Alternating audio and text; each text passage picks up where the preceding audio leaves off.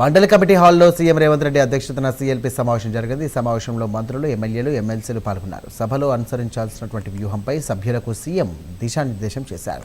ప్రజాప్రభుత్వంలో 3వ బడ్జెట్ ప్రవేశపెడుతున్నామని ఈ సందర్భంగా సీఎం రేవంత్ రెడ్డి అన్నారు. ఇక గవర్నర్ ప్రసంగం మన ప్రభుత్వానికి రోడ్ మ్యాప్ లాంటిదని సీఎం రేవంత్ రెడ్డి స్పష్టం చేశారు. ప్రభుత్వ ప్రాధాన్యతలు అలాగే భవిష్యత్తు ప్రణాళికలకు సంబంధించి అసెంబ్లీలో గవర్నర్ బడ్జెట్ ప్రసంగంలో వివరించారని అన్నారు. ఇక గత ప్రభుత్వ వైఫల్యాలపై చర్చించాల్సినటువంటి సమయం అయిపోయిందని, మన భవిష్యత్తు ప్రణాళికలు ఏం చేయబోతున్నామనే దానిపై దృష్టి సారించాలని ఈ సందర్భంగా సీఎం రేవంత్ రెడ్డి సూచించారు.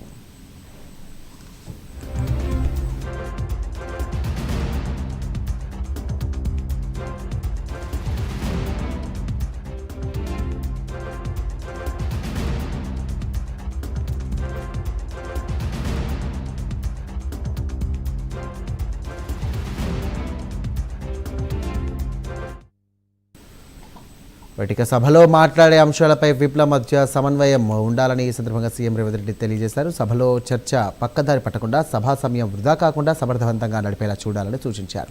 ప్రతిపక్షంలో ఉన్నప్పుడు సబ్జెక్టు మాట్లాడడానికి కూడా సమయం ఇవ్వలేదని రేవంత్ అన్నారు.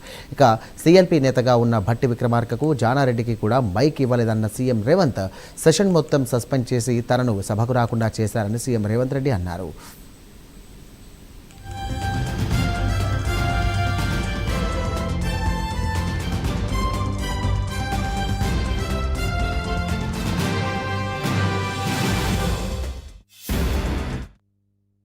అసెంబ్లీ సమావేశాలకు హాజరు విషయంలో ఎమ్మెల్యేలు నిర్లక్ష్యం వహించొద్దని సీఎం రేవంత్ రెడ్డి సూచించారు. మహిళా శాసనసభ్యులు హాజరుతో పాటు చర్చల్లో పాల్గొనాలని అన్నారు. సభా చర్చల్లో మహిళా సభ్యుల భాగస్వామ్యం అవసరమని అభిప్రాయపడ్డారు. అసెంబ్లీ కమిటీలను పూర్తి స్థాయిలో ఏర్పాటు చేసుకోవాలని, ఎమ్మెల్యేలు, ఎమ్మెల్సీలు ఇతర రాష్ట్రాలు పర్యటించి కూడా సమస్యలు, ఆయా ప్రభుత్వ విధానాలను అధ్యయనం చేయాలని అన్నారు. ఇక రాజకీయాల్లో వ్యక్తిగత డ్యామేజ్ ఉండొద్దని, ఇక అది వ్యవస్థ మొత్తాన్ని కూడా డ్యామేజ్ చేస్తోందని అభిప్రాయపడ్డారు. వ్యవస్థను నిలబెట్టుకుంటేనే రాజకీయాల్లో మనుగడ ఉంటుందన్నారు సీఎం రేవంత్ రెడ్డి. ఇక పార్టీ ప్రభుత్వపరమైనటువంటి లైన్లోనే అందరూ స్పందించాలని అన్నారు.